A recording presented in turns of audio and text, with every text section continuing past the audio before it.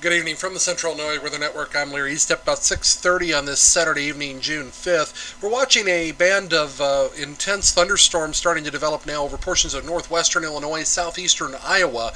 And the big question here we've had over the past couple of hours is how severe these are going to get. The Storm Prediction Center still has decent confidence in a significant outbreak of tornadoes over a fairly narrow area that encompasses the regions that include Peoria and areas to the west and east of there.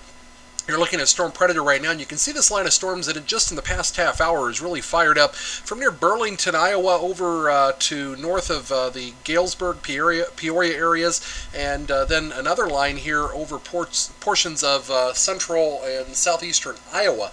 Let's switch you over to Storm Lab. We can show you this from the Lincoln NextRad in a little bit more detail. Have a lot here going on this radar, so let me kind of try to point out what's going on. First, this line here of storms doesn't look as impressive on radar again right here, but it is again between the Davenport, Iowa area down to the west of the Illinois River, west of Galesburg, and these storms are generally trekking to the east. Now, what I call your attention here will show you here this area that is in the purple color, the darker purple color that says significant tornado. This is the area the Storm Prediction Center believes there is a significant risk of tornadic activity.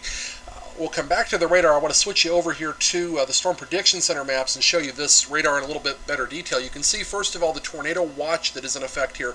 This tornado watch in effect until 11 p.m. this evening basically encompasses the area just to the west of Springfield, west to Quincy, so Jacksonville, Morgan County included in this, up to Peoria, west to Burlington, Iowa, and then includes portions of northern Missouri that would include Kirksville, the areas north of St. Joseph, and then into Iowa, including Des Moines, Kansas City, and Des Moines, Cedar Rapids, and Ottumwa. Got other things on my mind here apparently, but this tornado watch in effect until 11 p.m. this evening. Back out here just a bit, we can show you this in a little wider detail. This whole line of storm stretches actually into portions of southern Wisconsin, but this is the area we're watching for tornadic development now. Let's show you the graphs from the Storm Prediction Center of what we're still concerned about here. Even though we've got sunny skies here for the most part in central Illinois right now, temperatures around 85 degrees. Switch back over to the Lincoln radar where we can show you those temperatures. 82 in Springfield right now, 84 in Quincy.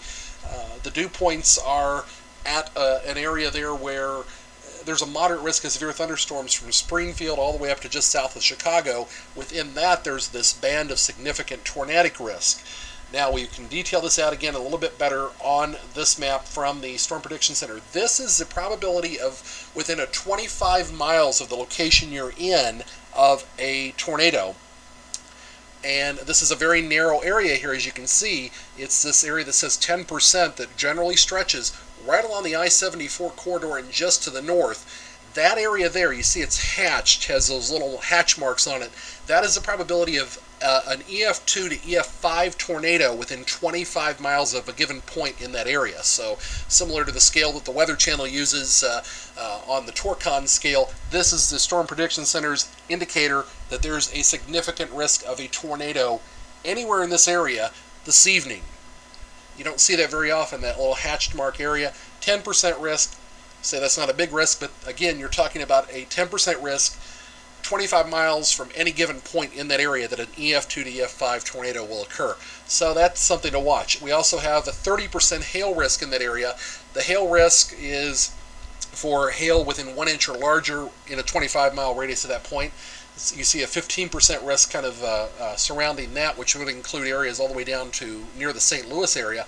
And then a wind risk, and this is the one here that really concerns meteorologists at the moment, a 45% risk of 65 knots or greater winds within 25 miles of a given point, all the way across this area from just to the north of Cincinnati, Ohio, Indianapolis, Springfield, Illinois, and that entire area, a 50-50 chance of extremely damaging winds The probability of damaging thunderstorm winds with gusts of 50 knots or greater within 25 miles extends out even further. This red area here at 30%, but 45% risk. That's a pretty big risk. So categorically, we're talking a moderate risk of severe thunderstorms this evening.